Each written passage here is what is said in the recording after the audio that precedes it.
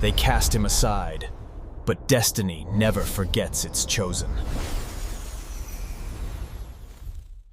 Hello everyone, welcome to What If Issei was rejected by spirits and they try to return to him movie. Before we start, please go support El Hero de la Luz for writing that awesome fanfic. This is the translated version I made. There will be some mistaken character's gender, but of course Issei is a male. First they categorize you as useless, a carrier who is not worth it. But when you bring out your power and your courage, that is when guilt and arrogance dominate those. But they left you aside. Clarifications. Issei will be born with a power separate from that of Drag. This power will be 7 spirits who saw something in him at the beginning, but due to the lack of strength they will think the worst of him. You will be betrayed by these spirits. These spirits are Sakura Haruno, Rukia, US, Urza, Suffering, Lucy, Became, Tatsumaki, New Spirit. I will leave Chidage as a spirit of wisdom, which is the only one who stayed by Issei's side, but her power is less than Drag's. The powers of each one of them will be explained in the prologue. The prologue will cover the history of these spirits and the relationship they had with Issei. Rias and the others will not betray him and will be Issei's partners, nor the leaders or anything like that.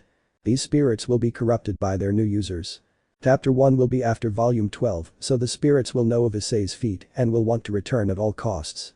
The prologue will come out this week.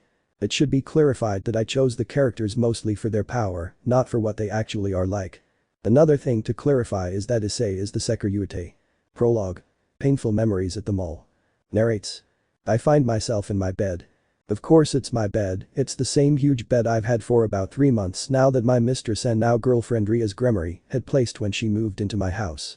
My name is Hyoudou Issei and believe it or not, I am a demon with the body of a dragon.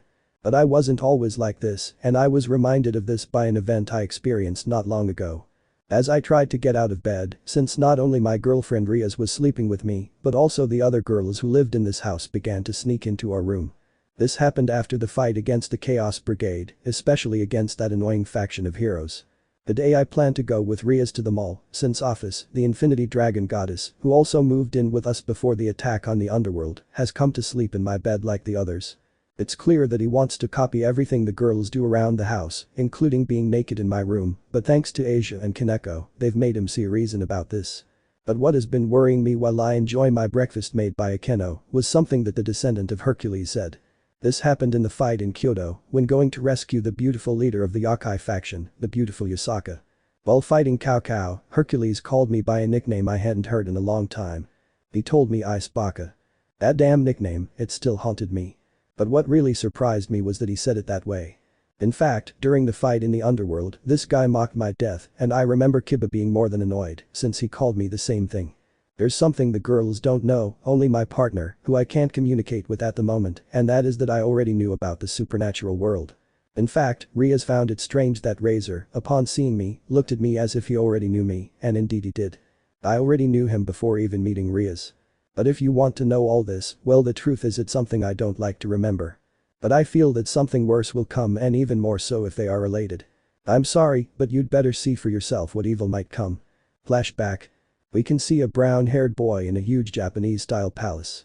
The boy looked to be no older than 7 years old and was wearing rather simple training clothes, baggy cloth pants and a sleeveless t-shirt. In front of the child there were 8 lights surrounding him, these were of different colors. Child.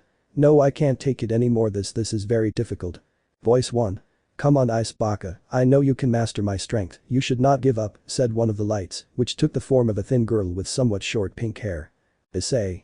But Sakura-chan, your power is really hard to control. Voice 2. Don't be a weakling, I know you can control it, commented the second light, which transformed into a thin girl with short hair. Issei. Rukia-san. Voice 3.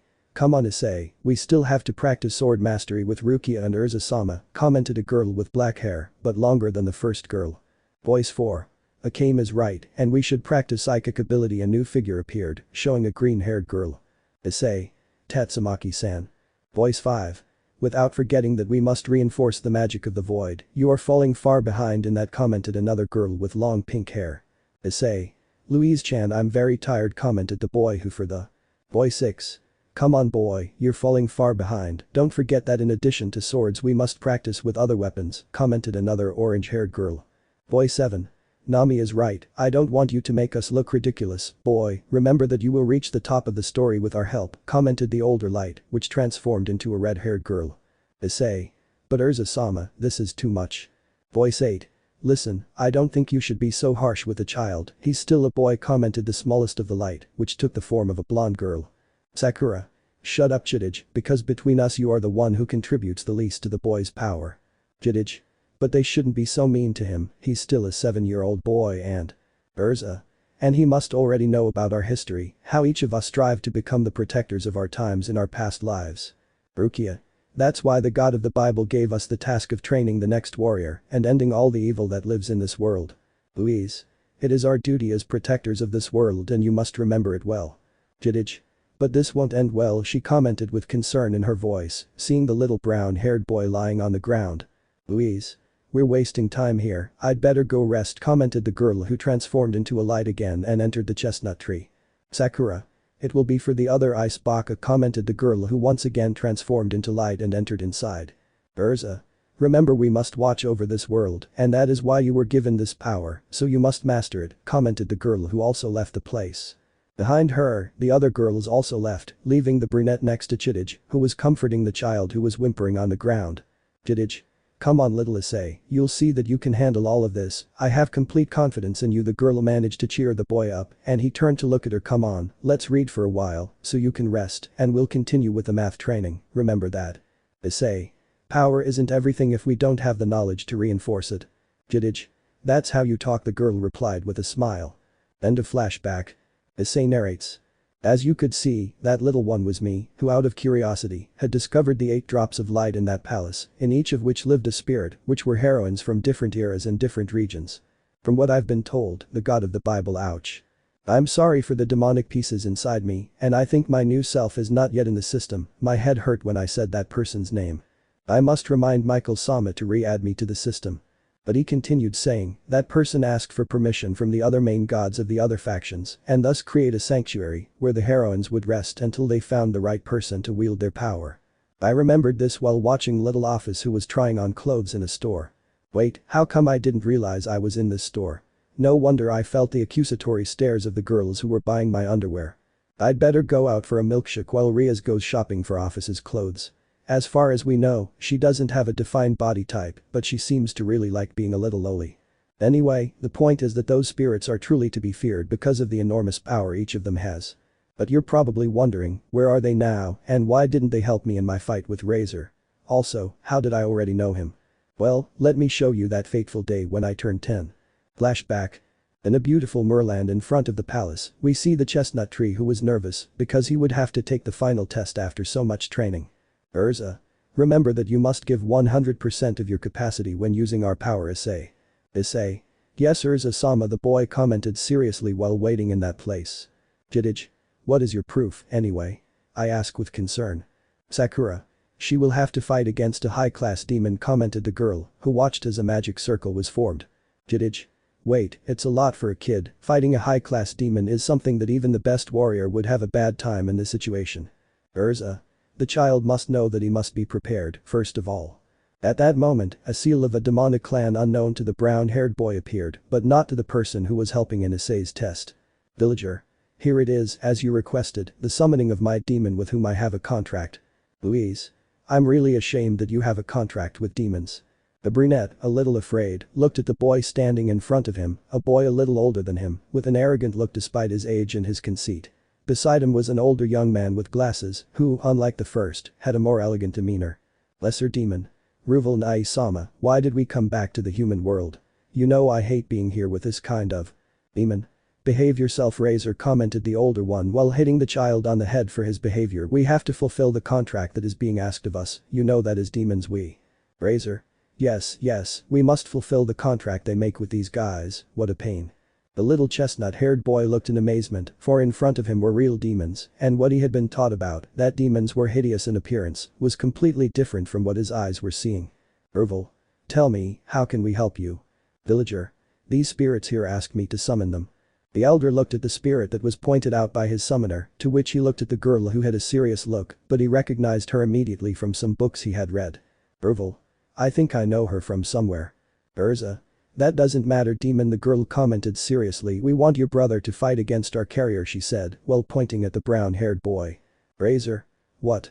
Fight a human? Bruval. Don't you think this is it? Urza. We don't care about your opinion, we just want the kid to pass this test, and that's it. The brown-haired boy had a worried look, which Chidij noticed and went to his leader. Chidij.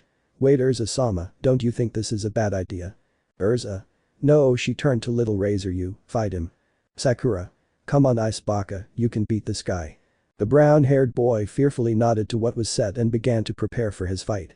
The encounter didn't last long, as the boy wasn't told that he was fighting a member of the Phoenix clan, which is known for its immortality, but more than anything it was its power of regeneration so fast that they had.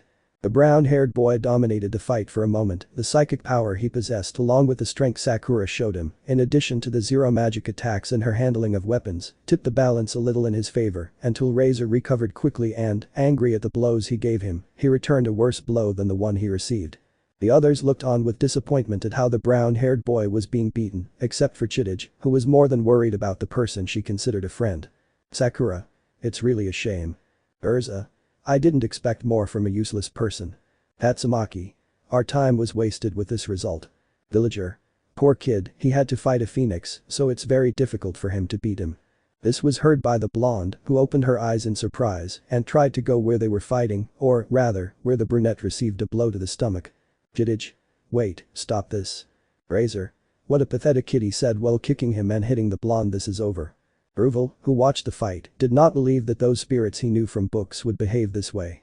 He truly felt sorry for the child who was on the ground crying. Bruval.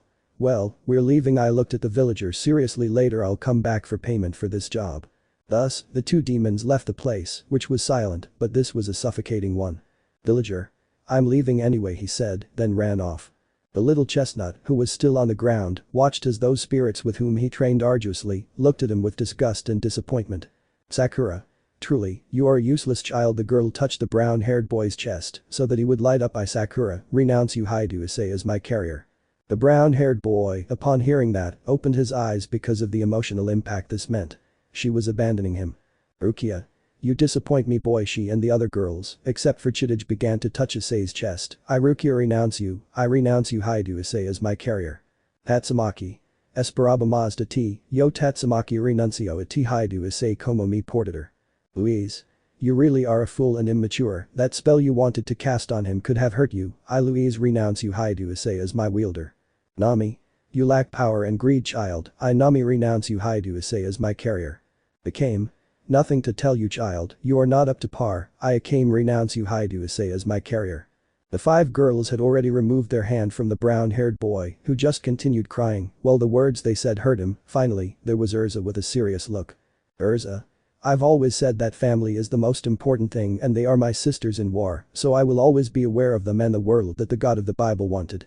Why did I think that a child would be able to handle this, and to think that each one of us felt something for you? This last made the brown-haired boy stay in shock. You may be a child, but something told me that you would be good looking in the future, but our paths are already separating here. I, Urza, renounce you. Hyoudou Issei as my carrier. The last light left the chestnut's body, but this last one caused him a lot of pain when it left him, which caused a scream mixed with crying. Urza. Chidij, it's time to go, the Redeed commented with a serious look. Chidij. I won't do it, I won't leave Issei-kun alone, the girl commented seriously. At that moment Sakura appeared in front of her, her hand had a kind of energy that alerted the girl, but it was too late. She hit her so hard that she fainted and caused her to go into the chestnut tree. Sakura. She will be sealed inside the child and will not be able to get out. Urza. Well, it's time to go, she commented as she transformed into her light form and went into the sky. The poor child was left there unconscious from the pain, both physical and emotional, and the latter was what really hurt him. End of flashback. Issei narrates. Look, fighting a demon like that idiot Razor at that age was difficult, especially since the idiot regenerated all the time. Luckily I managed to get revenge on him with the help of Drake and Chidij. You might ask me, how do I remove it from its seal?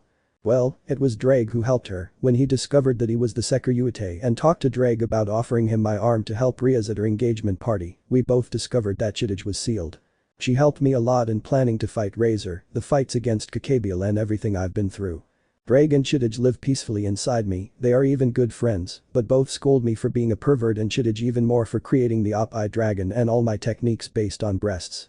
The point was that when we fought Hercules, we knew that Sakura was inside the boy, and more so because of how she called us on that occasion. She was the only one who told us this way, and it is something that worries us, because she was alone. As I look at Razor, who arrived with his sister and Kaneko, I'm trying to think of how things could get worse. Despite being spirits of light, they wanted a strong carrier, which I fear the worst, and that they have gone with people who only seek their own good. Well, I leave them because I'm being chased by Razor, and something about that I already took Rias pure. End of narrative. Narrated by the author. We can see how the brunette and the redhead ran through the mall while losing sight of the blonde with the Akatori face. Issei. What happened? Rias. Kaneko and her joke that we already know. Issei. Oh, I see. Rias. I notice you're worried, she commented while taking Issei's hand. You're still thinking about the words that guy from the hero faction told you. Issei. Yes, it's something Chidij and I have been on alert for. At that, a light appeared next to Issei, which showed Chidij with a worried look. Chidij. We don't know what my sisters will do to obtain the ideal bearer that the god of the Bible was looking for. Rias. I see. Issei. By the way, how is Drake? Chidij. He hasn't woken up yet, the fight really left him tired, let's let him recover completely. Rias. Wow, this day was fun, don't you think? Office, the redhead commented to a little girl who wasn't there. Wait, what about Office? Issei. Wasn't he with you? Rias. Oh no, I lost it while we were running from Razor. Issei. Calm down, Rias, he said while taking her hand. We are going to look for her, so you shouldn't. At that moment the sound of the mall stopped to give an announcement. Horn. Good afternoon, there is a report of a missing girl who is looking for her family. The description is as follows. A mother with red hair and enormous breasts, a father with brown hair and a lascivious look, another mother with black hair and a ponytail with enormous breasts, a blonde mother with tears in her eyes, another crazy mother who loves the church, another mother with a man's body and blue hair. Another mother with flat chest and a cat face accompanied by a mother with pronounced chests and screw hair, a boy of dubious hex, a yakitori and another mother with extreme poverty. Sorry boss, that's what the girl told me to announce them. Anyway, she is in the surveillance room.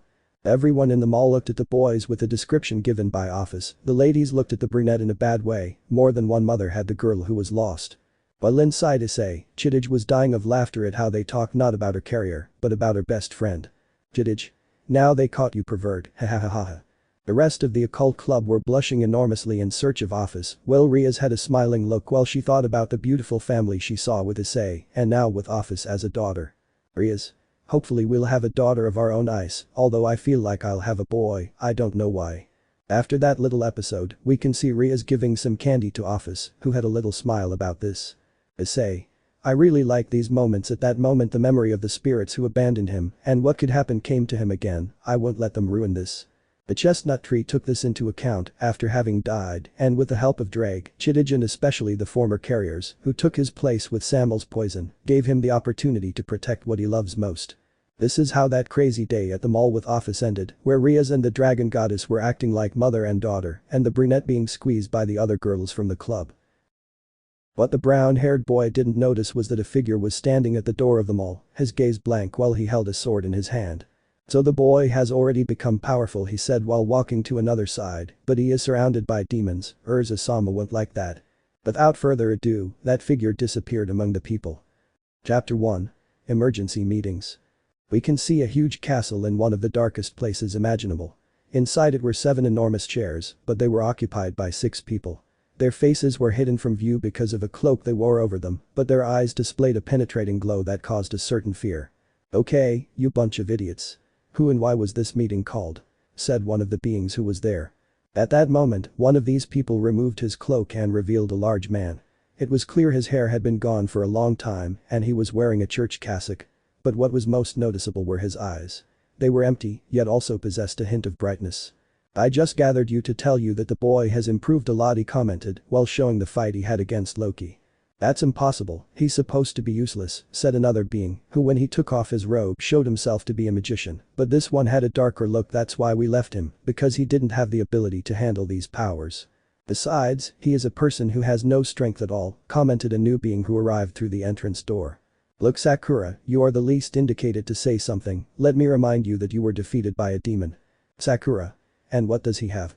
She asked indignantly, or rather the person who was possessing her, who was a girl with dull blonde hair. It's not like that idiot could defeat the demon that defeated me. You are so wrong, said another person, who took off her robe, revealing an Eastern European witch costume. According to my sources, the boy managed to defeat the demon who beat you up afterwards. Sakura. That's impossible, the light commented in shock. Can you shut up? Remember what our objective is. They eat a tall being who was wearing a suit that was too elegant. Bring the child to our side and thus be able to reform the world with a new vision that the God of the Bible had. From what I see, Issei is the only one capable of stopping us, but it's better to have him by our side. But at that moment the magician rose from his seat. Wizard. I think I'll make the first move. With the help of Urza and her container, we have managed to revive beings from another time that will help us form our new world, removing everything old, and that means the girls that Issei loves so much. Sakura. Seriously, what do they see in that baka? We should eliminate him once and for all. He's just useless. Says the one who touches herself every night while moaning her name, said the priest while rolling his eyes. Wizard. You should come with me, Sakura. We have revived the best option to be your vessel and thus eliminate whoever prevents us from being with the child. Also they have a pending account with that redeed, remember. Sakura. I should have killed that dyed-hair girl when I possessed the blonde idiot, but that guy was more perverted than anything.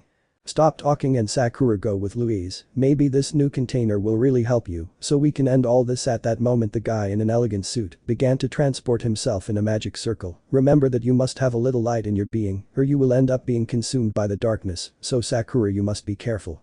Sakura. If what you say, come on Louise, I want to see that new being to get used to possessing its being. Without further ado, all those who had gathered there simply disappeared, leaving no trace that beings from different sides were in the same place. Hyoudu's mansion. We can see our brown-haired boy looking as if he hadn't slept well as he looked toward his bed. He noticed a sheet lying on the floor as it had fallen off the bed with him. Issei. The girls got into bed again while I was sleeping with Rias. I don't know how Zenobia manages to throw me if she's on the other side, he said to himself while looking at the blue-haired girl who was sleeping in the shape of a starfish. At that moment, a small light came out of her interior and transformed into a blonde-haired girl with a mocking look. Jidij. Don't tell me, they threw you out of your own bed again, she said mockingly. Issei. Seriously, you're not helping me with this. Jidij. I know, but it's funny to see that these last few days you wake up the same way, you on the ground and Zenobia in the form of a star. Issei. It's not funny. Jidij. It is, and even more so when you see little Alpha sleeping the same way as the others, I commented as I looked at the dragon goddess sleeping with her arms crossed under her feet. Office. This is so funny, the girl commented as she abruptly opened her eyes. Jidij. I see I woke you up, the girl commented with a drop of sweat on her neck. Office. I actually woke up a few minutes ago, but I wanted to finally see you. Jidij. Me. Office. Yes, I wanted to ask you a few things in particular. Jidij. Well, I can answer you if I have the right answer, right? She replied while showing a smile. Office. Well, first of all, how's Drake? Jidij. He hasn't woken up yet. In truth, the fight he had against the hero faction and the fusion with the red left him exhausted. Office. It was what I feared, the girl commented as she sat on the bed. The excess of energy affected him too much. The chestnut tree felt guilty at this point, even though he fought with everything. In the end, Drake was the one who paid the consequences. Office. Now tell me, when we arrived with the friends of the Sekiryuutei, both were surprised to see that one of the heroes was lying down and see the state he was in. Was that hero something for you? I want to know that too, said one of the girls who had woken up from Issei's bed. It was Rias who stretched out, showing her breasts, to which the brown-haired boy put on a perverted look. Jidij. Already perverted. I tried to give him a snitch, but the brown-haired man moved faster. But how? Issei. Dragon reflexes, he replied with a smile. Jidij. Anyway, the reason we went to see that hero guy is because a spirit just like me lived inside him. Rias. That's right, you told me there were more spirits wandering around the world. Jidij. Yes, but we must stop them. That was the conclusion Issei and I have come to. This surprised the two girls who were listening. Office. Why? They're supposed to be your friends. Issei. They were, until we saw the eyes of the one they possessed. Rias. I don't understand. Jidij. I'll give you an example. At that moment the girl looked towards the bed and noticed another blonde girl waking up. Asia. Good morning, Issei, and the girl commented tenderly while rubbing her eyes. Jidij. Here I go.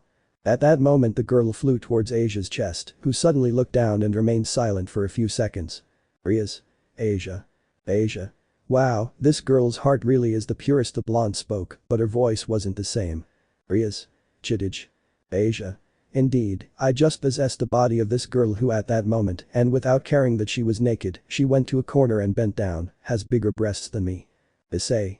Stop doing that and look at our faces, it's obvious Asia's face something else if you're like that. Rias quickly went to cover Issei's eyes when she noticed that her most intimate part was really being looked at. Asia. Anyway, the girl stood up and walked in front of the boys, and office, as you can see my eyes are the same, even though Asia is a demon, as long as we have a body that doesn't have selfish intentions that bring suffering to others, we'll be fine. At that moment the girl left Asia's body, which in doing so caused another small faint in the blonde, who fell into Issei's arms.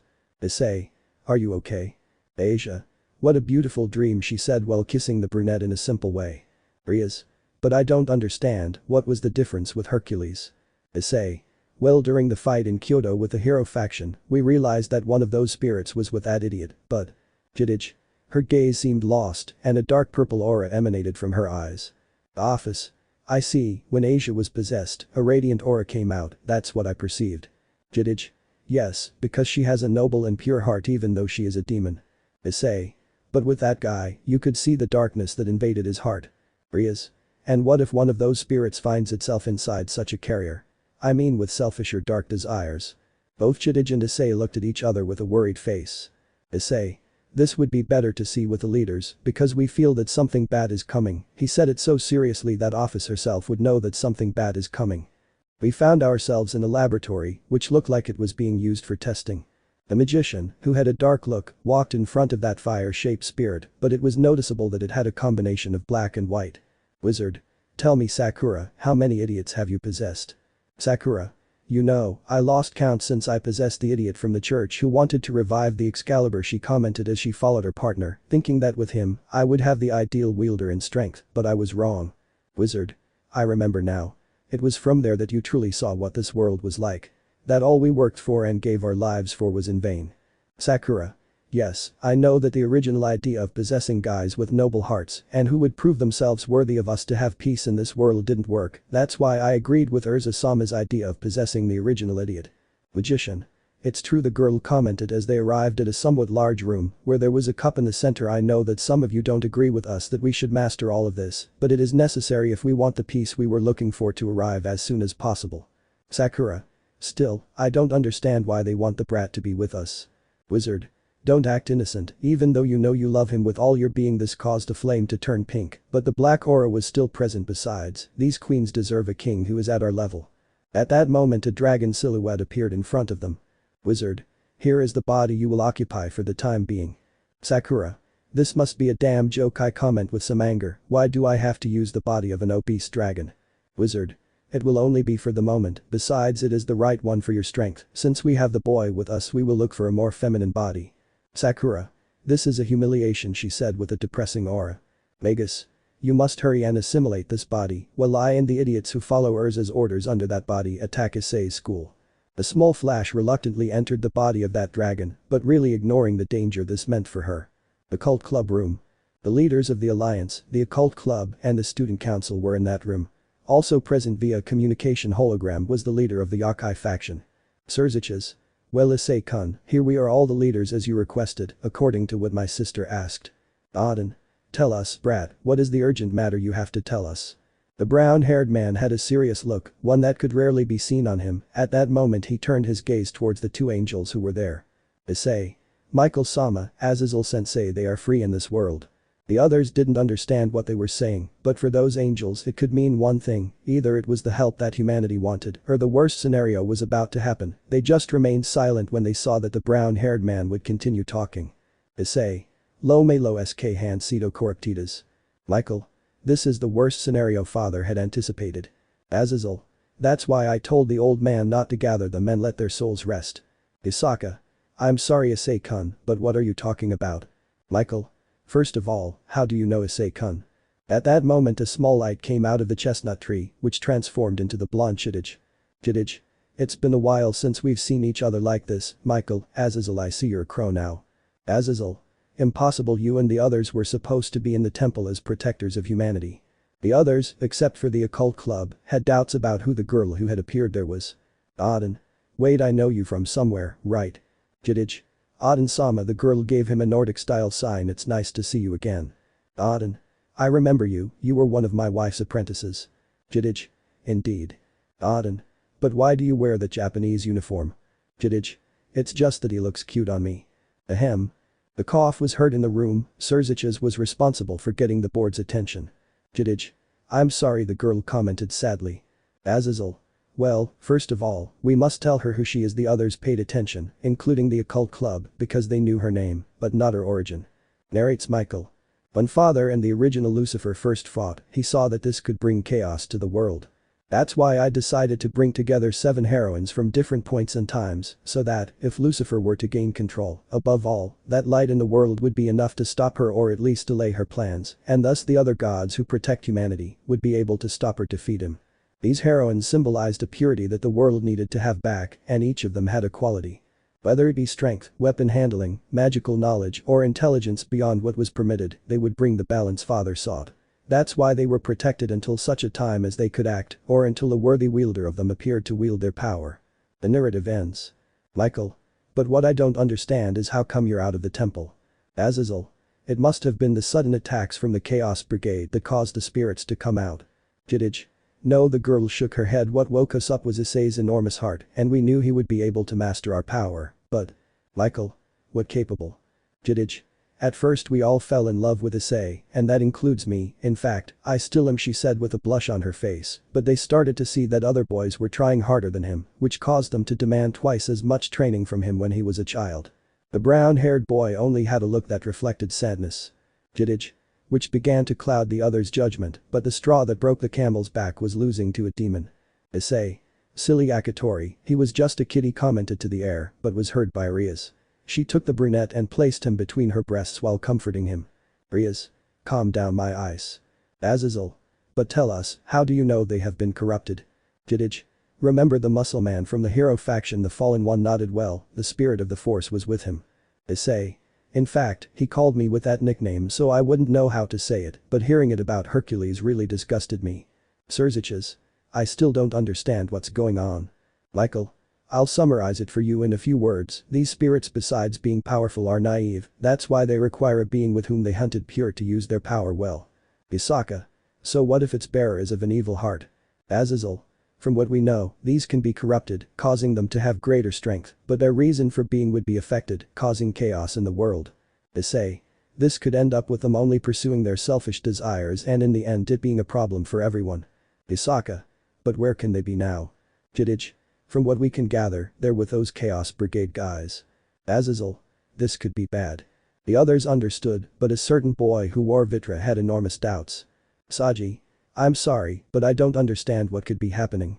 Sona. If what we were told about them being spirits that are too strong and under the influence of a negative heart, it could be the end of the factions as we know them. Everyone's eyes opened wide at what the president said. Michael. Sona-san is right, his gaze was already more serious than anything. Father sought peace and balance with beings of light, but if these have fallen into darkness, they will only seek their selfish desires. Azazel. Now I understand why Hercules was so foolish in fighting the strongest. Issei. Sakura, who is the spirit that possessed him, only sought to demonstrate the enormous strength she had obtained. Jidij. But why? What was his goal? The others remained silent until a new voice appeared. What else would it be but to show its former wielder the strength it gained elsewhere and draw his attention? Issei. Vali, what are you doing here? Vali.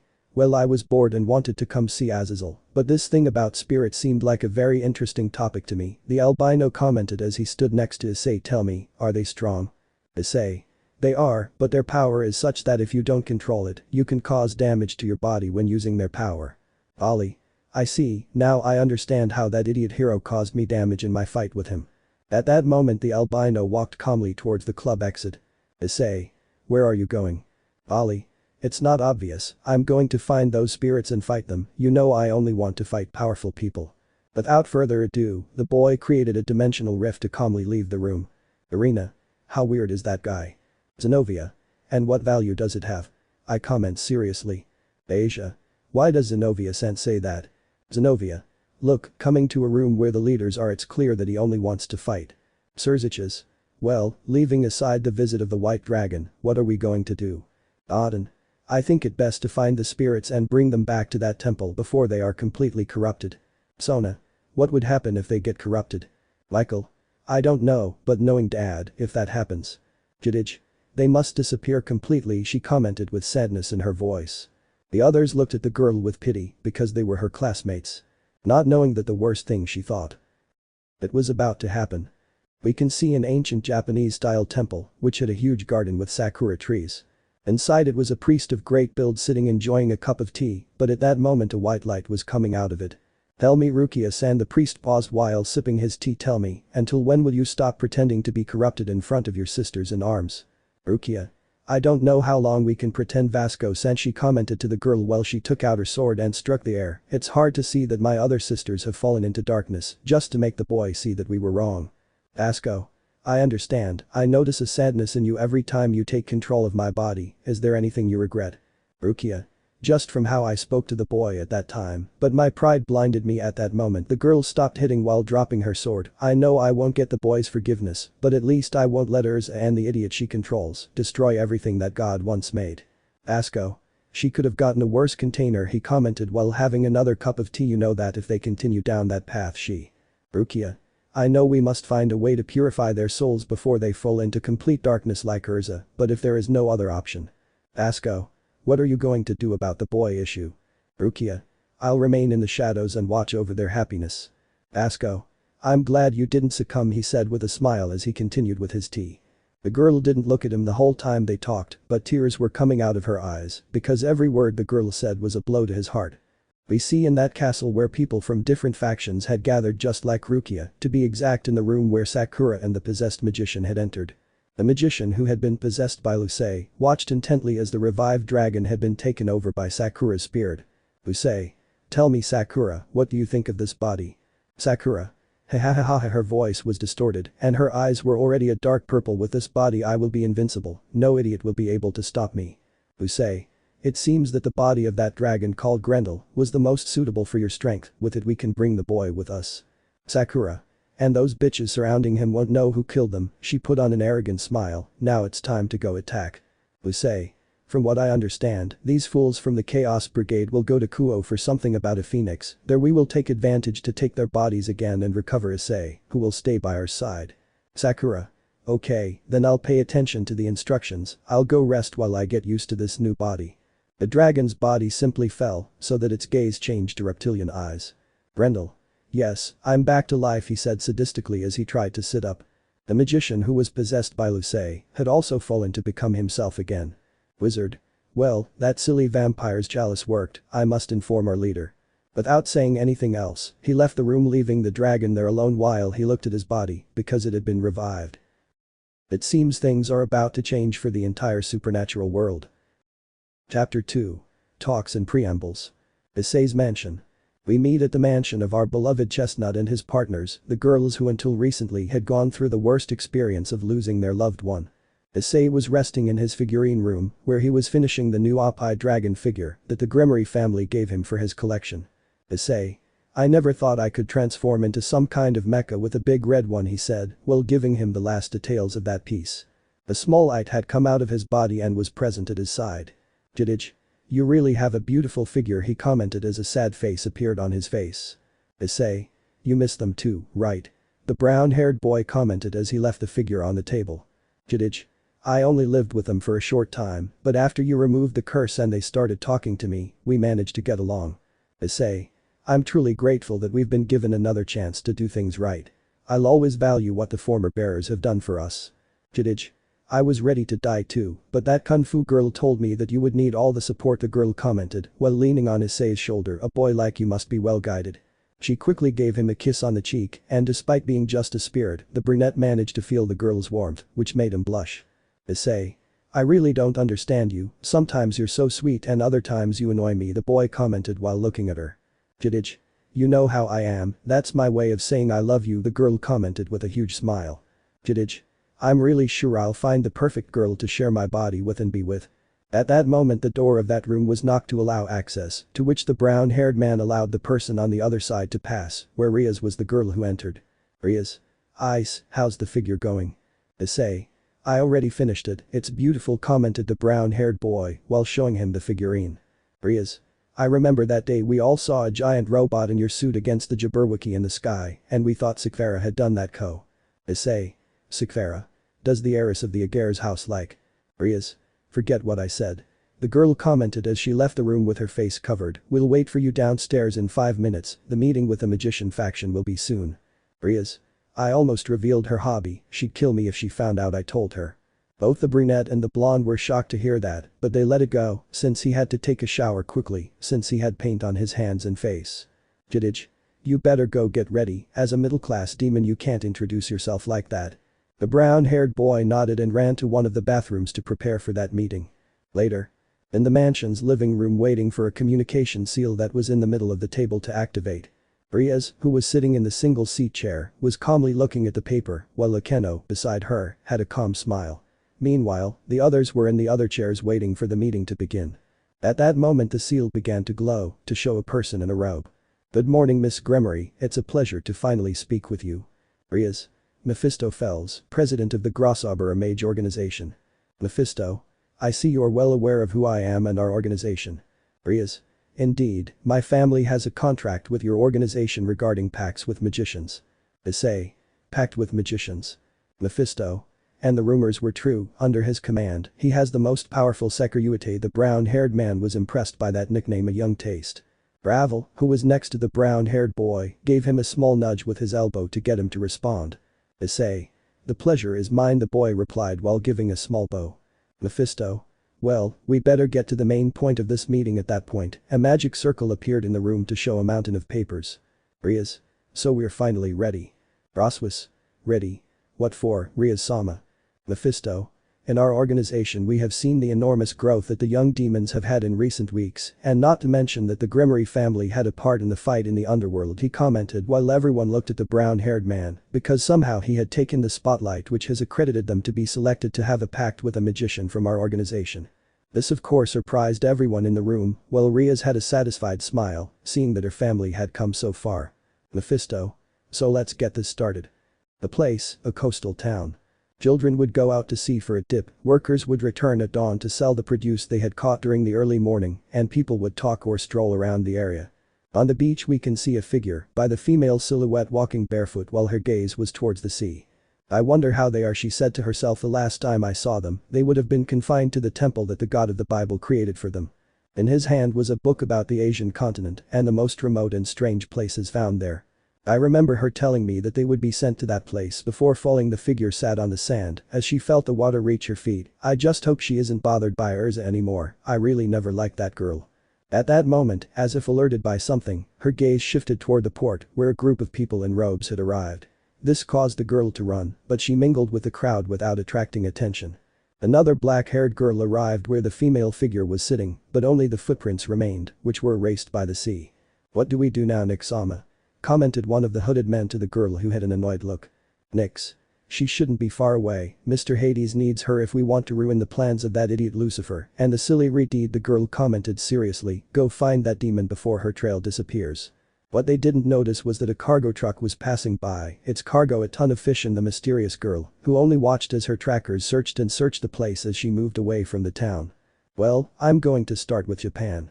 Issei's mansion. Now we are located in the Chestnut Room. The meeting with Mephisto had ended not long ago, and he left the request letters for the contract of wizards and witches who sought their services. Rias, being the king and heir of the Gremory house, was the most sought after, but the majority were young magicians who, beyond a magical contract, were clearly looking for something else, since their reputation was very low. The same case was with Akeno. The girl also received a large number of requests, but like her king, she was young magicians who only sought to have the company of these. Asia, thanks to her healing powers, also received a good number of requests from the Magic Guild, but in her case, they were from witches looking for new forms of healing. As for our Chestnut, despite being recognized as a hero in the underworld for his participation in the previous fight, his requests were average-sized. Most were from wizards with respectable reputations and the occasional beautiful witch, but well, their magic level left much to be desired. So Rias asked Issei's manager, whom her brother had assigned to her, to thoroughly review each of the proposals submitted. Ravel gladly accepted the task. At this moment, Ravel was with Issei looking at each of the proposals sent. On the table were the papers, and both were enjoying a delicious cake that the girl had prepared for him, accompanied by a good cup of tea. Issei. I can't believe there are magicians who want me as their contracted demon, he said while enjoying his dessert. Jidij. Hey, I want to try it too, said the girl, who was drooling when she saw that cake, which looked good. Issei. Wait your turn, he said while taking another bite on his face. Ravel. We may have several proposals, but we can't choose lightly, the girl commented as she put another sheet in the rejected line. This is really important, and more so for your reputation, she said as she looked at another sheet, but she didn't notice a light appear in the room. Issei Sama is listening to me. Issei. Issei went on sabbatical, the boy commented while eating a huge piece of cake. It's really delicious. Ravel. Chidij-sama, please, this is serious, said the girl, while leaving the papers on the table. Please make the exchange with Issei Sama to go over this issue. Chidij. I just wanted to try this cake, she said sadly, but then changed to a smile, but with this I'll be satisfied. At that moment Issei's eyes changed to their usual color. Issei. I really hate that he does that, the brown-haired boy commented with some annoyance. Sorry Ravel-san, what were you saying about contracts? Ravel. We must read each contract carefully and not choose just for the sake of it, he said as he took the sheet of rejected contracts. You see, as the Sekiryuutei and Rias Sama's boyfriend, your contractor must be someone respectable or, in the best of cases, someone with enormous future prospects, someone who is a natural at this magic thing. The brown-haired boy who had his mouth full of cake just nodded. Ravel. Chidij-san changed her body again. The brown-haired boy shook his head as he sipped his tea to lower the piece of cake. Issei. No, but your cake is really delicious, he commented happily. You'll make a great wife. Ravel. Issei Sama, she said with a big blush on her face while hiding her happy face. The door to the room was opened and Akeno entered with a tender smile. Akeno. Issei-kun, we must go to the academy right now. Issei. What happened? Akeno. There will be a very important meeting and we must all be present to support Rias. The chestnut tree changed its expression to serious because every time this happened, bad news was what came for them. Issei. Okay, we'll go down right away, the boy commented as he finished eating the cake that was on the table. In an abandoned castle, enormous rumbling sounds could be heard. These were caused by the blows of a being of enormous eyes. This was a dragon with a gloomy look. Haha, this body is incredible, with this the idiot won't be able to stop us. I see that the body of the evil dragon Grendel suits you better, Sakura, your enormous strength is demonstrated in every blow. The dragon turned to see the newcomer, who was a black-haired girl with angel wings, also black. Sakura. You changed bodies again, right? What happened to that magician? Nami. Nami. It didn't suit me, and with this body I'll be more attractive to Issei, she commented while running her hands over her body, but I must say that this girl already met him, I saw him in her memories. Sakura. Really? Nami.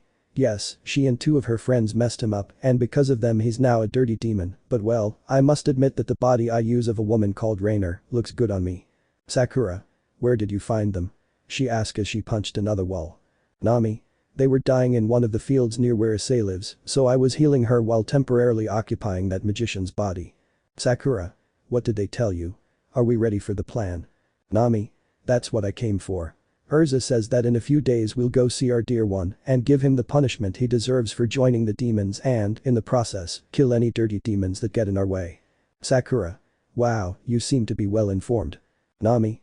Ever since those impure beings invaded Transylvania and stole that cup, we've had some great informants. The one now identified as Rainer by the body used began to walk towards the exit. Nami. You must be ready, we will soon go to the human world and destroy everything that stands in our way. Sakura. Ha ha ha ha ha ha, I love that. The dragon continued to hit the walls with its claws and tail while destroying everything in its path. The cult club. In the club room on the grounds of Kuoh Academy, we can see Rias Gremory's entourage, along with her king, waiting calmly. The reason was that they were having a meeting with a faction other than the biblical ones to discuss a matter involving one of the club members. The brown-haired boy was surprised to hear that, but he tried to think what it could be. Well, Akeno was related to the fallen angels through her father, but it couldn't be because they are from Gregory, Asia, Zenobia and Irina, who was there as a representative of heaven, couldn't be for the same reason, they had her have a connection with the angels. Tiba could be, since somehow he didn't know if he was connected to the Excalibur project beyond the church. Kaneko, being a yakai, was also a possibility. Roswis would be another option, especially given her grandmother's recent visit to the house. And finally, Gasper, but he was the least likely. He barely left his house for school, and all of his contacts were through social media and the internet.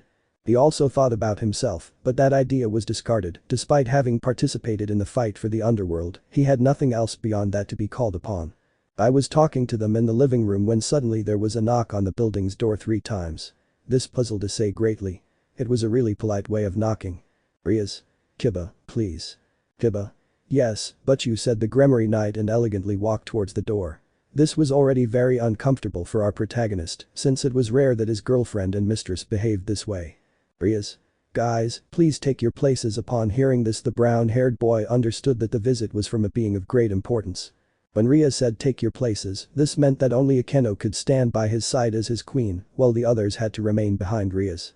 Ravel and Irina were the exception, they could remain on the chairs to the side. At that moment the door opened, where Kiba went first to open the entire door and allow entry to a person who was coming behind him. The brunette was mesmerized. Before him was a girl who, upon first seeing her, you might mistake for a porcelain doll. Her body was delicate, with fine hair and porcelain skin. Her proportions weren't exaggerated. On the contrary, they were just enough to mark a high-class maiden. Good evening, the girl commented elegantly as she stood in front of the door. It's a pleasure to have you welcome me. Rias. Please come in and make yourself comfortable. Rias asked Kiba to escort the guest. She gave him her coat and sat where the seat was offered to her. Issei. Roswa-sensei, why are you acting this way? He asked in a low voice, but this was clearly heard by the newcomer, who put on a serious look. Jidij. I think you just messed up, idiot. Issei. And that Mexican slang. Jidij. Watching soap operas at night. Rias. Allow me to introduce our guest today. She is Elmenhold Karnstein, a vampire from the Carmelia family. Elmenhold. It's a pleasure to meet the Gremory family, but I can see that many of you lack more education, she said while surreptitiously looking at the brown-haired boy. Issei. I feel like he just insulted me. Rias. Well, it's better to move on to the topic you came to discuss, Miss Elmenhold. Elmenhold. You are right, a war has begun in our faction initiated by the Teeps family. Their leader Valeri Teeps declared war on us. This surprised 3 people in particular, while the rest were simply shocked to hear the word war. Akeno.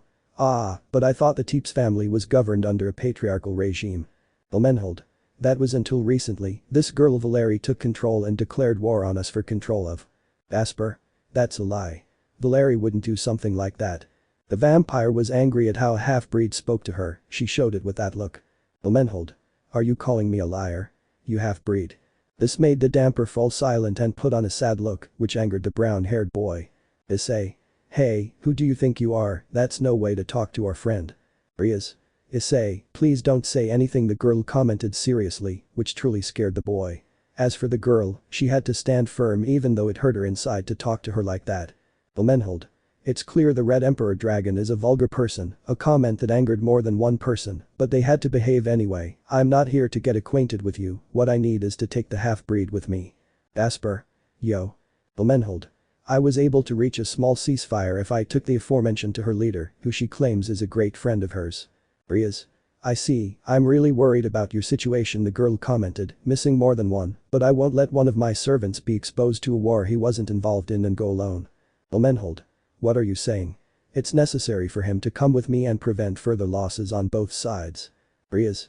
I know, I really feel bad for you, but I won't let my servant go alone, the girl commented, provoking the guest's anger. The best option is for me as your king to accompany him. This surprised everyone in the place, as this meant that their king would be leaving for a while. Sounds good to me, in fact I'll accompany you, said a new voice that appeared in the place. The one who just spoke was none other than Azazel, who left Ria's chair that was at her desk. Rias. How long have you been there? And what are you doing in my seat? Azazel. You need more training if you didn't feel my presence, he said with a mocking smile, but what you say seems fine to me. I will accompany them as a club advisor, and there is something that worries me because of what the Duchess here said. Elmenhold. Well, that sounds good to me, then I'll wait for you at our house in Romania and go with Miss Teeps. At that she stood up, to which Kiba handed her the coat he had on when he arrived. If you allow me, it's time for me to leave. I'll wait for you in 5 days at our house, excuse me. But that the girl said nothing else and left the room. Azazel.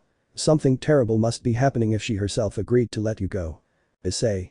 That was weird, the boy commented while the others nodded, but out of nowhere, his gaze lowered a little, while his ear burned, as if a boiling stone had been placed on it. That hurts. Rias. You deserve it, said the girl while pulling her ear. This was unacceptable, and you deserve a punishment. The color on Issei's face changed to blue. The others, please go home, I must speak seriously with a rude dragon. Issei. Wait guys, please don't leave me alone, he commented as the others left, leaving both of them in the room, some apologizing and the others trying not to look. Gasper had teary eyes, knowing that he was the culprit. Rias, you're not going to. At that moment, Issei's Puan Seal activated, causing him to fall to the ground and put his butt on top. Rias. This hurts me more than it hurts you, my eyes, but as king I must discipline you. Issei. 1000 slaps on the butt. Rias. There will be 500. After that, only chestnut shouts could be heard throughout the club. Later.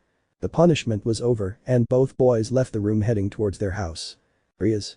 Sorry to do this to you, but please understand, the way you spoke to our guest could have caused strife between the demon faction and Carmelia. Issei. I shouldn't have responded like that, but you know I don't like it when my friends are looked down upon. Rias. And that's what I love about you, you always want to defend the most noble and defenseless, but there are times when we must stay out of it, I commented while giving the boy a kiss on the cheek and taking his arm. What do you say? I'll treat you to an ice cream to make up for this punishment. Issei.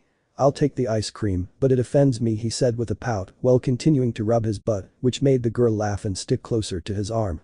That's how the rest of the chestnut's day went, where the girls were embarrassed to leave him alone for his punishment, but well, he let it go. Now located in what was once an abandoned high-class demon mansion, we see the goddess Nyx reunited with a character in an elegant suit and silver hair. Nyx. Tell me, Akame, because we must speak with this idiot demon, said the goddess with some anger, since they had interrupted her search.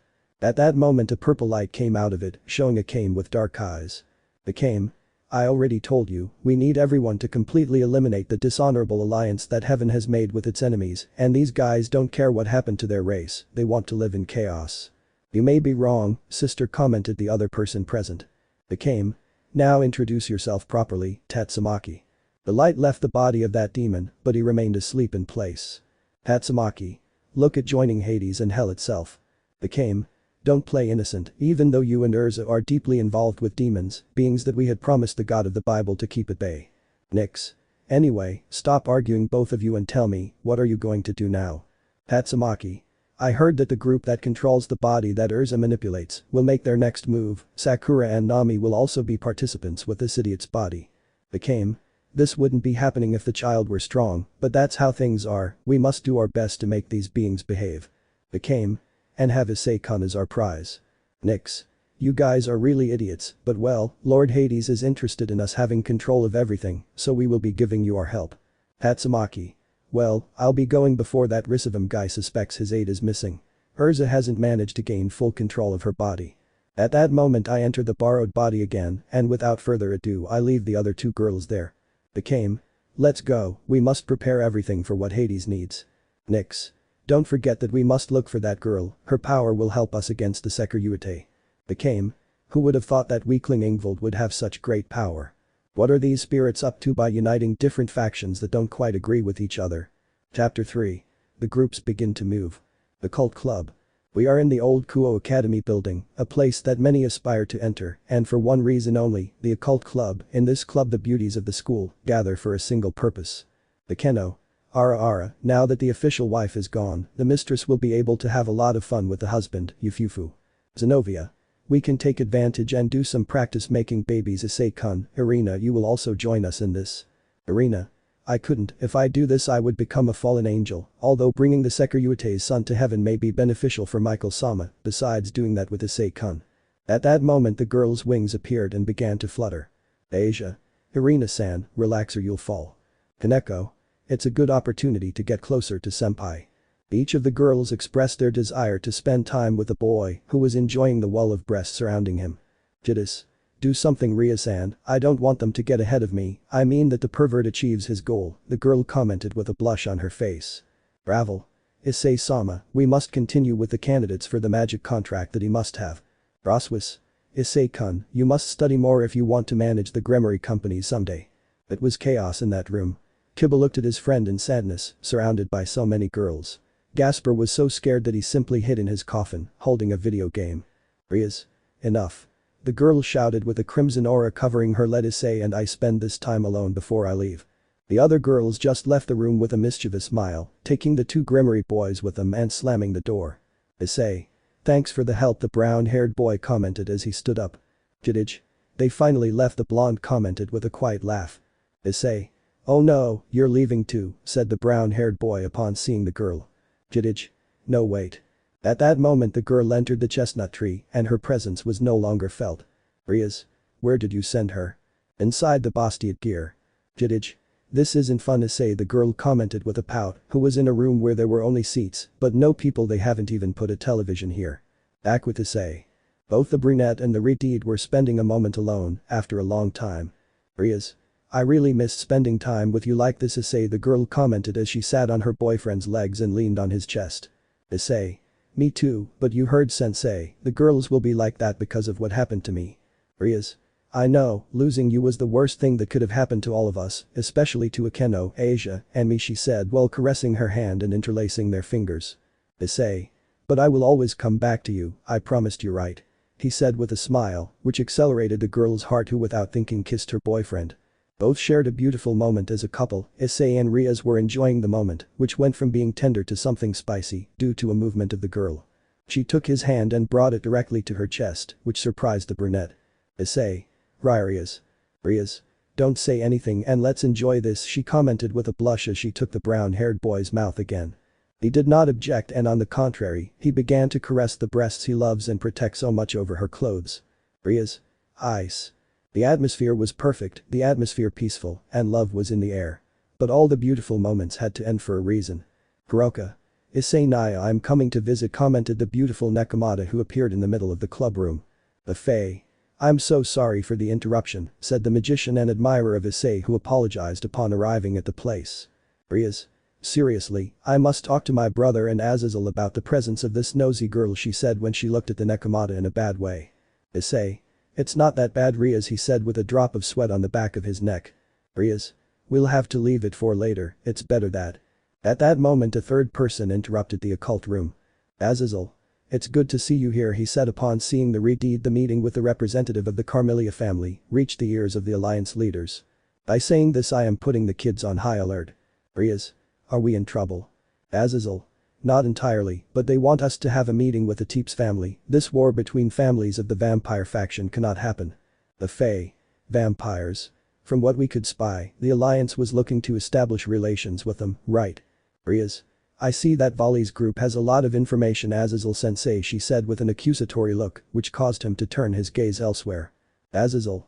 That doesn't matter, what matters is that we have an obligation to the alliance to go and establish that communication with them, so prepare a group of your equals that we will leave tomorrow. Rias. So soon? The fallen man nodded at this question. Rias. Well, now if you'll excuse us, the girl took her boyfriend's hand and they headed towards the exit door. I want to spend some time alone with my boyfriend before I leave, there is no privacy here. The other three just bowed their heads at this statement. Azazel. They should let us know when they come to this side of the alliance, its true privacy is important. Kuroka. Says the one who steals the chair from the Switch Naya princess. After that interruption, Issei and Rias spent the afternoon like the couple they are. The landscape was somewhat deplorable, as they were in a place in the underworld that was clearly abandoned by the same factions. In that place was a magician possessed by the spirit Issei, who was standing next to that enormous dragon. They both looked toward a communication seal where a figure, which couldn't be fully seen, began to speak to them. Issei. Well, tell us, what are you going to make the first move? Well, first we'll need a lot of phoenix tears, this fight will result in several casualties, so we need to heal quickly. Sakura. And where will we get such tears? According to my spies, a girl from said demonic clan lives in the human world, to be more exact in the city of Kuoh. Issei. Do you want us to kidnap them directly? No, to get to her I need a huge distraction, so you will take a group of our rebel magicians with you, and while they cause chaos, you and Sakura capture the girl. Sakura. I wanted to cause chaos too. It's clear that having the body of that dragon makes you only think about fighting and nothing else. Issei. Don't worry, we'll take the girls.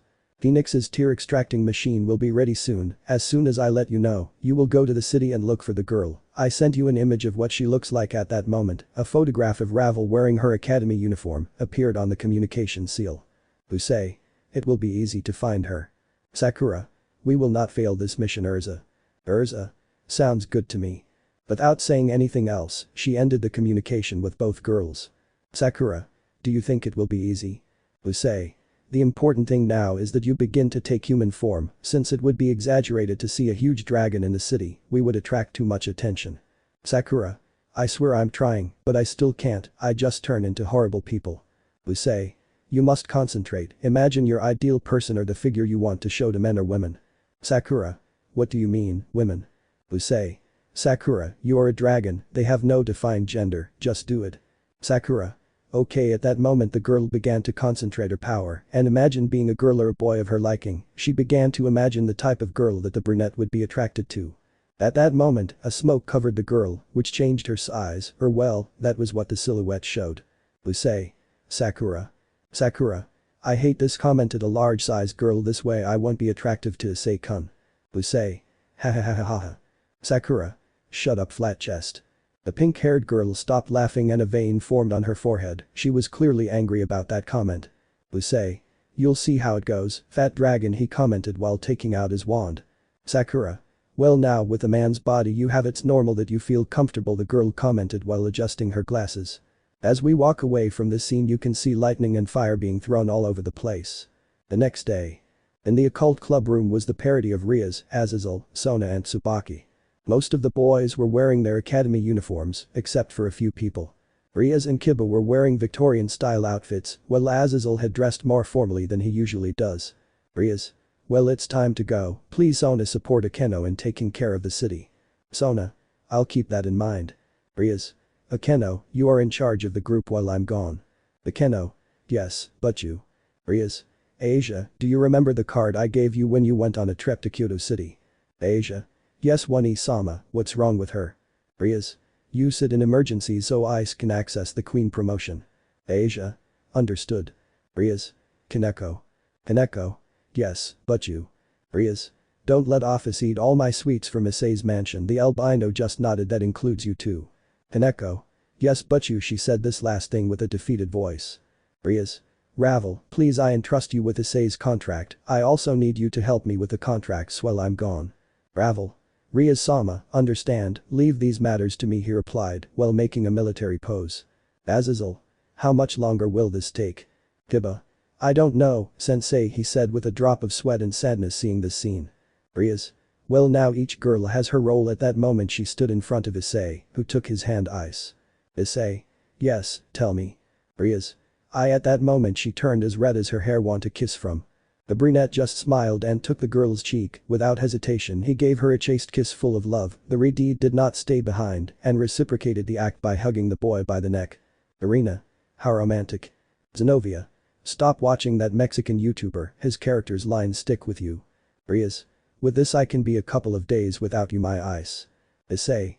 Don't say that, besides we can text each other anytime. The Redeed nodded and gave the boy another kiss. But she quickly took off his jacket, which was lying on one of the armchairs. Issei. Wait, that's my jacket. Rias. It's to have something of yours with me. Azazel. Well, if the pair of lovebirds are done with their lovemaking, it's time to go. Rias. I'm sorry Gabriel doesn't listen to you, she said as she arrived at the side of the pair of men, but seeing your mood I understand why. Out of nowhere, Azazel could be seen kneeling with a depressive aura as he murmured about students who didn't respect him. At that moment the transportation circle began to light up at the feet of those who would go to Vampire Lands. Akeno. Well, with the official wife out of the house, the mistress will be able to comfort and teach the husband forbidden carnal desires, she commented while hugging the boy from behind, who put on a silly smile. Zenobia. Time to make babies with Issei, the other commented while taking the brunette's arm. Rias. Wait, what? It was the last thing heard from the girl in that room as she had already left for her destination. Sona. Well, let's not waste any more time, the girl commented as she left the room. It's time to go to class. She left the room followed by her queen, leaving the Gremory group. The girls were grabbing their things and leaving them on the couches, but Gasper, the boy who was the subject of all this fuss, was staring at the spot where Rias and the others had left. Issei. Is everything okay? Gasper. I'd like to say yes, but. Issei. You're worried about what happens there, right? Gasper. I know Valerie isn't like that something else is going on, and I'm really worried that but you will be affected. Issei. Don't worry, Kuoh and Azazel are with her. At that moment the boy made his gauntlet appear. Besides, if something were to happen, they will let us know and we will be the support group. With that Rias will be more than protected. Gasper. I understand, Issei-senpai, but. Issei. They will help your friend, he commented with a calm smile, so it's better to do that than to train that power that they told me you showed. Gasper. Yes, Issei-senpai, he said excitedly as he left the room. At that moment a light came out of Issei, showing Chidij, who had glasses to watch 3D movies. Chidij. Are you sure nothing will happen? Issei. I hope so. Chidij. I didn't want to tell you this, but the day that vampire came I felt a certain fear in them. Her words, despite being refined, transmitted a certain. Issei. Fear, right. The girl nodded. I felt that too. At that moment the brunette turned to see the girl and was surprised by the accessory she was wearing. Issei. And those glasses? Jidij. Well, an idiot sent me to the empty space of the former carriers, a very large and lonely room with several armchairs, so I remodeled it and made it a movie theater, the girl commented while making a popcorn appear out of nowhere. Issei. Sometimes I forget that you are a great magic wielder, the boy commented as he watched her enjoy some of her popcorn. Jidij. I know, I'm too cool. Issei. I better go, I have to go to classes, the brown-haired boy commented as he took his backpack to start the day. Hell. We are now in one of the darkest zones that can exist on the planet or on any other earthly plane. A huge castle was seen from all sides. It was an imposing castle, of a shiny black color. This castle was none other than Hades, the lord of hell and riches. Inside this was the owner of said place, looking towards the table, where there were images that his lackeys had taken from the human world, to be more specific, from a European country. Hades. So that idiot has started to move, he said to one of his lackeys. Tell me, Hypnos. Hypnos. Yes, my lord, he commented while bowing in respect. It seems that the demon Lucifer has begun the plan he offered him. Hades. That idiot who thinks he can threaten and blackmail me into joining his purpose. Hypnos. We have also seen that out of nowhere his power increased abruptly. Hades. What do you mean? Hypnos. My subordinates have monitored the group's movements in total, and we have detected that several of its members have suddenly increased their power, I commented while showing the image of Hercules. One was before the attack on Hyoudou and the other during the attack on the leader of the yokai. The leader of hell looked at those images and focused hard on the aforementioned boy. Hades. So you've woken up, I comment with great interest. Hypnos. Excuse me, sir. Hades. Several leaders of the original factions, including my brother, created a power to defend humanity from supernatural beings. He stood up and went to a piece of furniture where he took out a scroll with the mark of Zeus. Hades. He told us that it was a power where he gathered 8 beings with enormous power that had an affinity for light. In the drawing, 8 maidens were shown. Hypnos. But what do those maidens have to do with the power that the Chaos Brigade group is displaying? Hades. The problem is that these maidens have great power. Now imagine what would happen if I were to be on the other side. Hypnos. What do we do, sir? Hades. What happened to Nyx's mission? Hypnos. I arrived at the location of the girl who is capable of handling the waters, but I couldn't find her anywhere, he said while showing a letter from the aforementioned. Hades. We must search for her everywhere. With her we will have an advantage against the factions and that idiot Lucifer. Hypnos. Understood, sir. Issei's mansion. It was already nighttime, and in Issei's new house, things were going on as usual. Akeno and Asia were cooking alongside Issei's mother, preparing dinner for the house's inhabitants. Zenobia and Irina were in the training room, practicing with wooden swords. Roswis was drinking a cup of tea while looking through a magazine with affordable products. Kaneko was looking at a magazine while enjoying a popsicle and was sitting on Issei's lap, well on one side because. Kaneko. I already told you, Yakitori, this is my special seat, she said to Ravel, who was wearing a somewhat short dress sitting on the brunette's legs. Ravel. Kaneko-san, Issei-sama and I are looking into your magician contract. Please, I'm going to ask you to leave here and let me sit comfortably. Both of them looked at each other in a challenging manner, so they didn't notice the face Issei had at that moment. Issei. Wahoo, me in shorts and both girls wearing dresses, I can feel the heat from their thighs. The perverted expression on his face said it all. He was really enjoying this fight. Office. I want more candy, she commented while raising her plate in the direction of the brown-haired boy. Issei. I think Asia has more, it's in the kitchen. Office. Okay, I'll go with her. She stokily left the room, leaving Issei with a red face as he felt both girls move in his legs. Issei. This is heaven. At that moment a circle appeared in the room, showing Lefei and Kuroka, who had arrived unannounced again. Kuroka. Hello, Shirin-chan. Hineko. Wani-sama, what are you doing here? Ravel. It's the same as what I say, they know very well that they can't appear like that in Issei-sama's house, and even less if Rias-sama is not here. Kuroka. Don't worry, Birdie-chan, she won't find out we showed up here. Ravel. Bird-chan. Kuroka. Also, we came from Kyoto and wanted to bring you some sweets to share with my sister. Hearing this, Kaneko's eyes lit up, but she then resumed her posture. Kaneko. That doesn't sound bad. Kuroka. Right, let's go to your room to eat some of these. Kaneko. But won't you give some to Issei-senpai? Lefei. I'll bring the sweets for Issei-san, she commented while showing him a bag of sweets. Issei. How kind, thank you Kuroka, Lefei. Kuroka.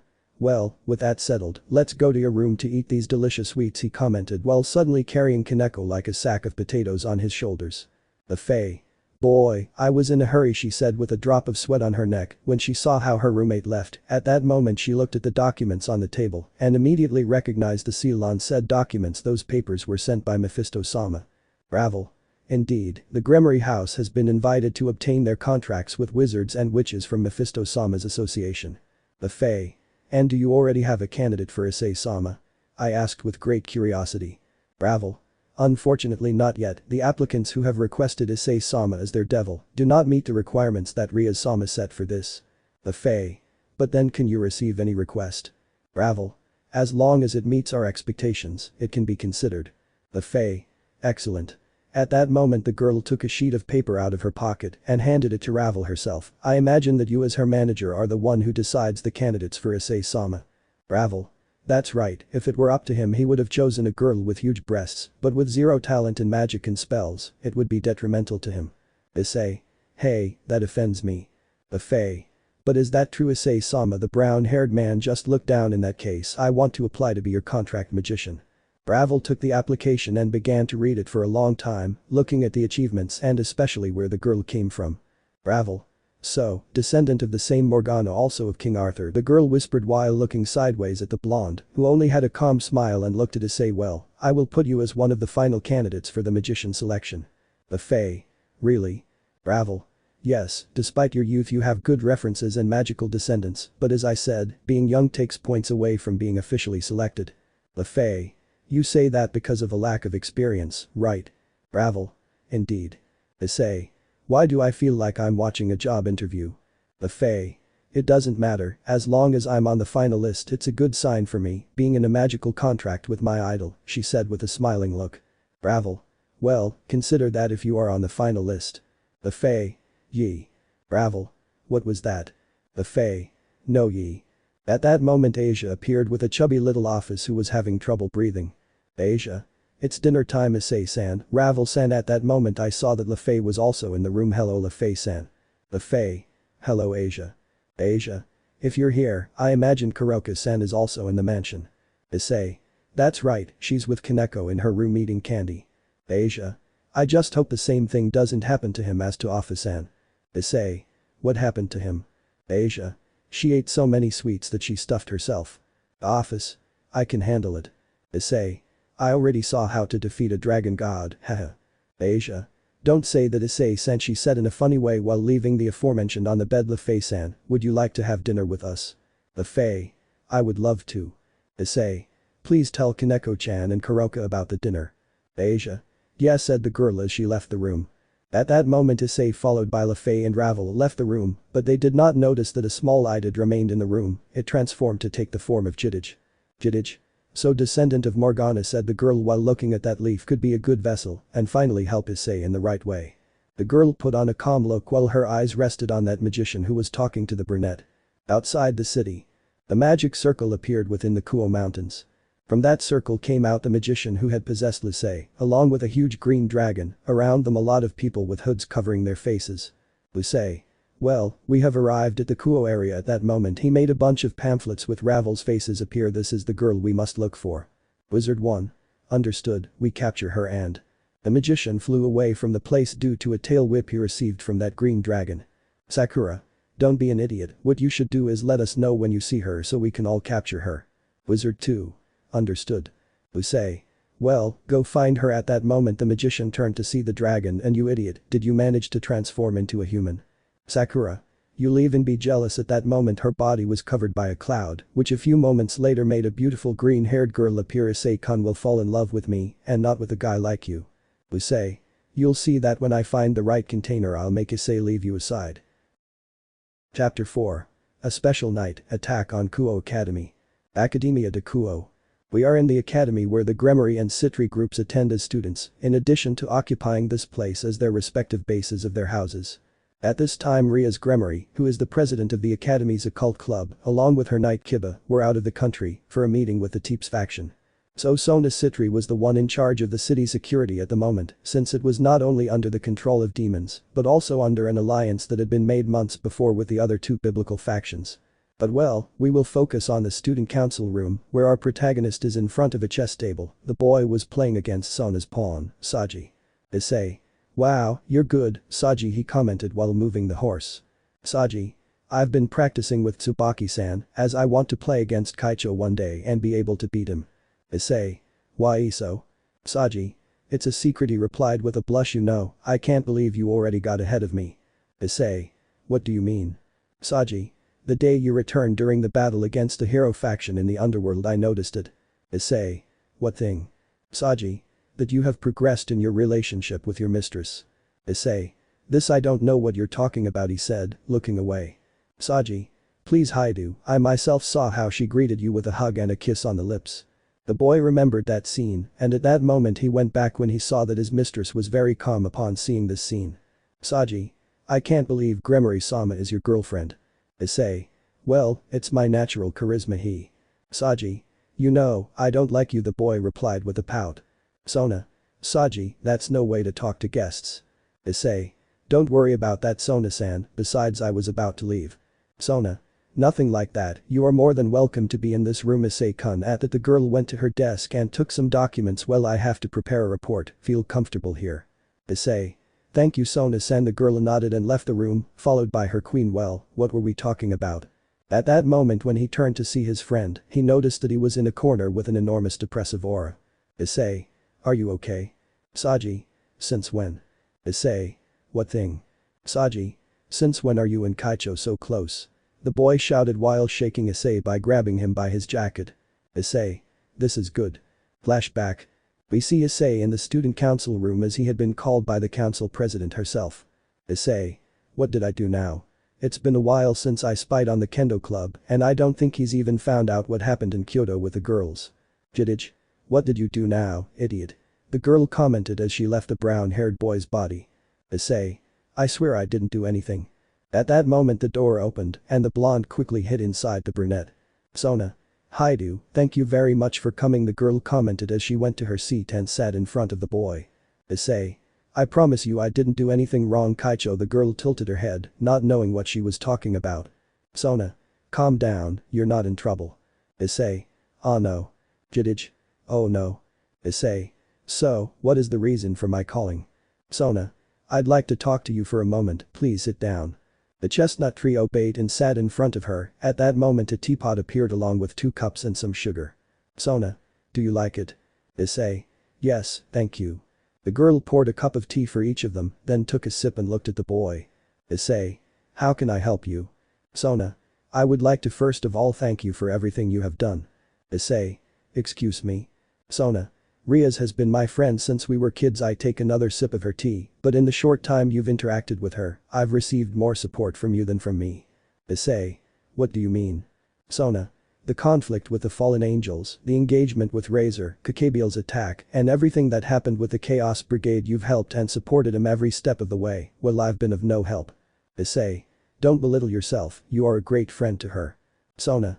But unlike you, my involvement in his life has been less and less. The girl left her cup on the table and looked at the brunette. That's why I want to ask you a favor. Issei. Tell me how I can help you. Sona. I want you to continue supporting and caring for my friend, said the girl, while bowing. Please, I want you to continue supporting her at all times. Issei. Isa's la idea, Kaicho. Sona. I know you're a couple. This made the boy blush, so I know you're in good hands. Issei. Doesn't it bother you that we're dating? Sona. On the contrary, I've seen how you look at her. At first she was like the others, Rias Gremory, the one Isama of the academy, someone unattainable and only desired for her body, and I'll tell you that bothered me. The brown-haired boy fell from his chair upon hearing this, but as all the events unfolded, your gaze went from being protective and full of love towards her. Issei. Don't worry, I really love Rias, and I promise that I will always be by her side, as her pawn and as her partner. Sona. I see you still have trouble calling her by her name. Issei. I must get used to it. Sona. I know you will. The girl gave her a calm smile. I would also like to ask you something else. Issei. What would it be? Sona. I want you to call me by my name when we're in private. Issei. Sona. I like you too, that's why I would like you to call me by my name, just like you do with Rias. Issei. This if you want I'll do it, Sona-san. Sona. I'm glad. Can I call you Issei-kun? End of flashback. Issei. And that's what happened. To say that the Ash Brown was in shock was an understatement. He was lying on the ground crying blood at that news. Saji. What? How did you get so far ahead of me? The brunette had a drop of sweat on the back of his neck as the girls from Sona's parody arrived at the scene and looked at the scene that was happening. Momo. Hyoudou-kun, what's wrong? Issei. Hi, it's good, let's just say he found out that I get along well with the president and well. Saji. He's already calling her by her name Momo-chan. Momo. If that's the case, come on Hyoudou-kun, I know you'll win Kaicho's heart. Issei. Excuse me. Baruko. I support you too, Hyoudou-san. You have a clear path to the president's heart. Issei. Yura-san, what's wrong with you? I asked the blue-haired girl of the group, but she was also in a corner with a depressive aura. Yura. I already had it difficult with Gremory-san and Akeno-san, now I have to fight with Kaicho to be in Issei's harem. Issei. What are you saying? Tomo. It's true, Yura-san had mentioned that she had a crush on Hyoudou-san. Issei. I think I should go, the brown-haired boy commented as he left the room. Out of nowhere the council girls took out some pennants with hearts. Girls. You may Hyoudou-san. Saji.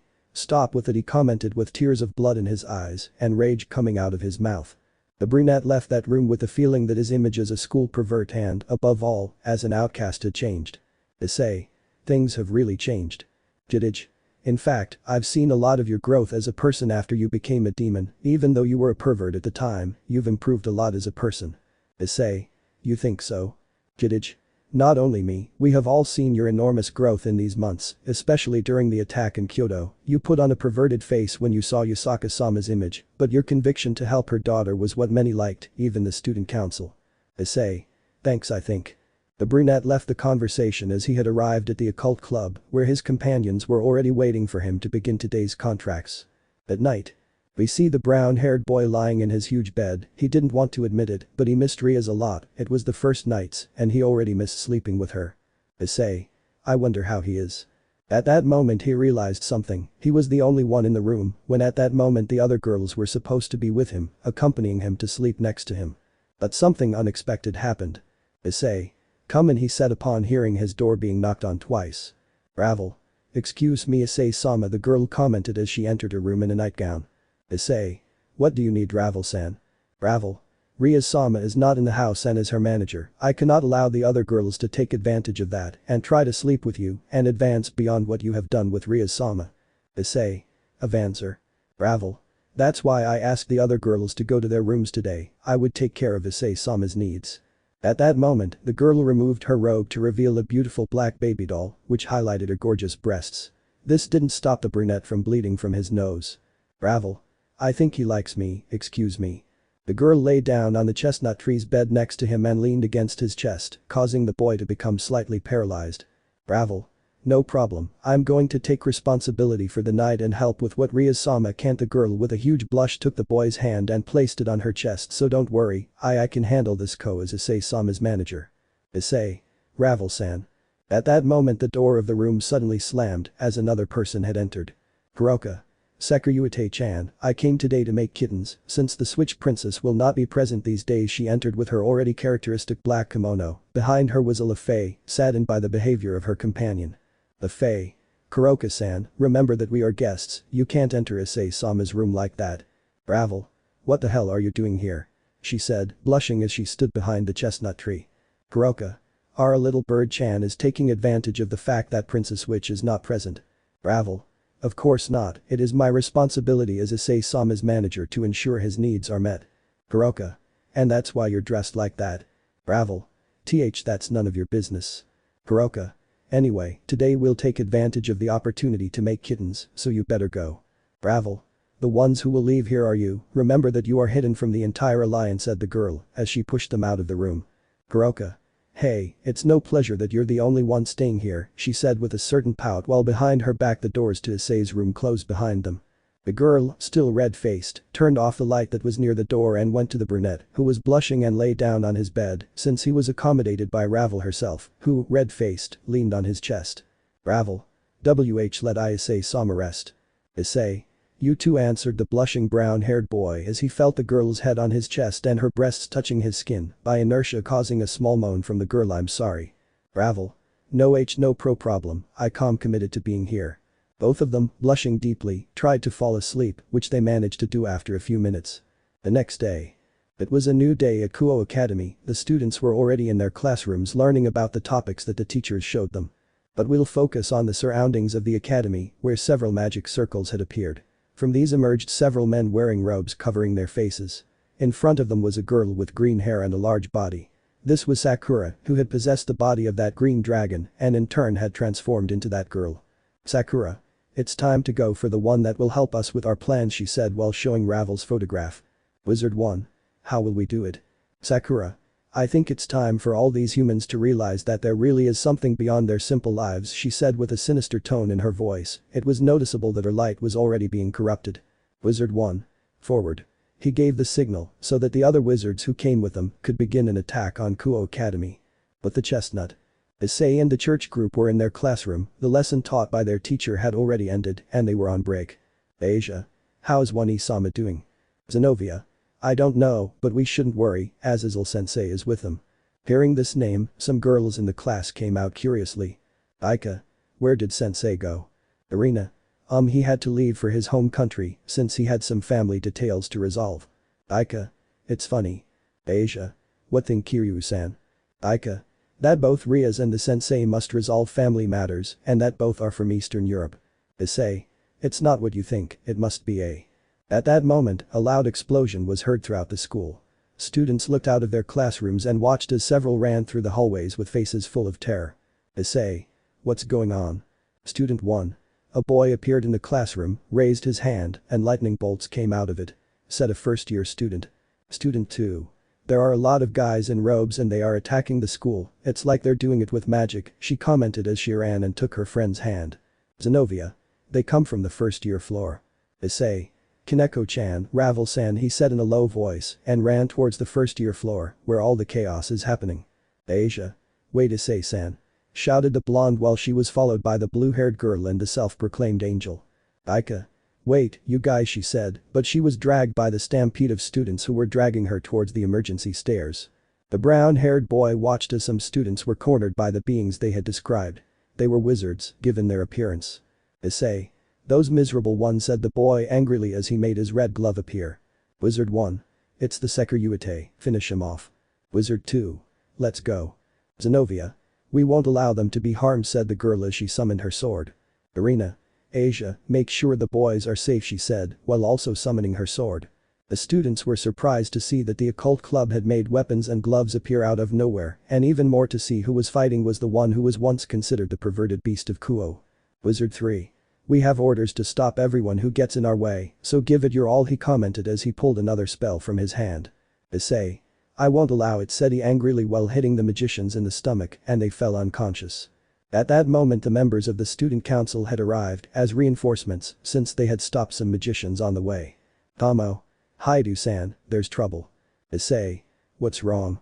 "Tomo. The magicians attacked the first-year classrooms and we couldn't find Ravel, Kaneko or Gasper anywhere." Hearing this, the chestnut-haired boy's vision blurred and without thinking he ran towards his Kohei's living room. "Momo. If you see more students in this condition, send them to the council room." The girl shouted as she watched a brown-haired boy leave, to which he simply nodded. Upon arriving, he noticed a hole in the wall and from there, a trace of a fight. Issei left the classroom through the same improvised exit and followed the trail, finding some girls with their clothes torn and being cornered. "Wizard 5. They told us to cause a lot of chaos, but it would be a mistake not to take advantage of this opportunity. What do you say, comrades?" "Wizard 6. Yes." At that moment I turned to see the girls who were crying out of fear. "Don't worry, you're really going to enjoy it a lot." "Girl. Please no." "Wizard 7. Well, pro." He fell dead from a blow received out of nowhere. The other two magicians reacted when they saw their companion fall to the ground. In front of them was Issei with his glove which had already finished charging its power. "Wizard 5. I won't let Issei disappear," he answered coldly while launching his power towards them, avoiding harming the girls. "Girl 3. No. Issei. Have you seen Phoenix-san and his companions?" "Girl 4. She along with Toho-san and Vladikun tried to defend our class, but they were dragged by a green-haired girl and taken to the forest near the school." "Girl 5. What's going on? What are those?" "Issei. It's not time for that, go to the student council president, they'll tell you what's going on." With nothing else to do there, the brown-haired boy went to the forest, where his friends had dragged them only to notice a green-haired girl with a large figure, who was placing Ravel in a seal to be transported. Issei. Détente. Sakura. You're late Issei-kun. With that, the girl disappeared from the place. Issei. Curse. His friends and the girls from the student council club had arrived behind him, noticing that he was on his knees, looking towards the forest. The Kuoh. Issei-kun, what happened? Issei. They took Ravel, Kaneko-chan and Gasper. The others had a sad expression. Not only had the supernatural world attacked innocent humans, but they also didn't know the reason for the attack, but one thing was clear, they were looking for the kidnapped children. Later. We are in the student council room, Issei and the occult club group were gathered at the request of Sona, the leader of the Sitri group. The Kuoh. How could this happen? Sona. That's what we're investigating. My sister is beyond angry to see that these rebel magicians dared to attack civilians. Zenobia. Have the captured mages said anything? Sona. They haven't spoken yet. My sister and her peers continue to interrogate each of the mages, but it seems they are too loyal to the Chaos Brigade to talk. Asia. What happened to the students who saw all this disaster? Tsubaki. We managed to erase all the memories in the school, while Saji and the others were in charge of repairing the damage caused. Roswis. We left them in the auditorium thinking they were at an assembly.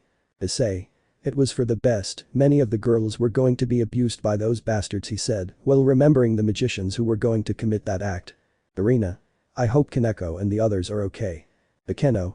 I also told Razor Sama what happened and he said that as soon as he is done with the problem, he will come as support to look for his sister. At that moment two shadows appeared behind Sona, alerting the Gremory boys. Sona. What have they discovered?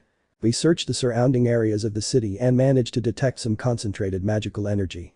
It's near some abandoned warehouses in the center of Sona-sama city. Issei. Kaicho, who are they? Sona. That's right, let me introduce you to my two new pieces. First I point to a girl wearing a soul blinder outfit. She is Benia, my new knight. Benia. It's a pleasure, said the girl politely. Sona. And this is Loop Geru, my new tower, she commented while pointing at the rebellious looking boy next to her. Geru. It's a pleasure to meet you. Sona. Okay, now tell me where we can find the boys. Geru.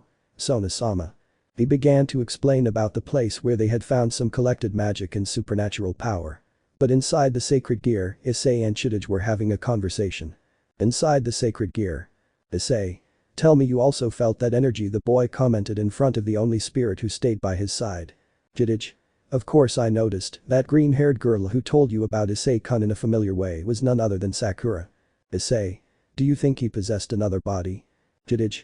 It's the safest, but I felt that her power had increased abruptly, she commented while sitting in one of the empty seats left by the former bearers. That means she may be more dangerous than the one from the hero faction.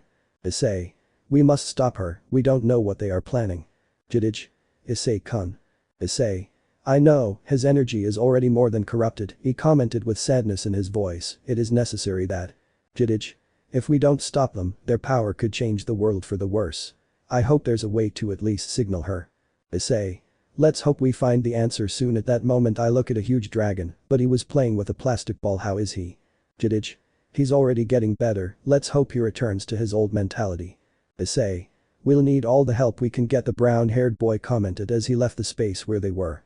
In the council chamber. We see the boys already deciding what they will do, Issei quietly asked Asia, who told him everything so that Sona would not get angry. Sona. So, you and my new pieces will go to the rescue of your companions. We will watch the perimeter so that they do not leave or approach the area. The Kuoh. Okay. Sona. Well, if there's nothing else to say, it's time for us to go get the others. The brown-haired boy nodded, hoping it wasn't too late to save his friends. Issei. Please resist. Abandoned warehouse. We see Sakura with her new form and next to her a magician who were observing a huge machine. Sakura. So our little attack worked. Leader Wizard. Yes, with the girl they captured we will be able to obtain all the Phoenix tears our leader is requesting. Sakura. Well, we must make the most of it as much as we can, she commented before leaving the room. So that was your plan, Urza. Healing ourselves at every moment will be crucial to recover Issei. If we enter into a long battle, she began to behave in a perverted way while touching her chest, and her aura became darker. Soon, we will be one again, Issei-kun. The girl walked past a room where she could see someone crying on the floor while being comforted by two people. Sakura. That poor little bird is even pitiful, she said mockingly as she continued on her way.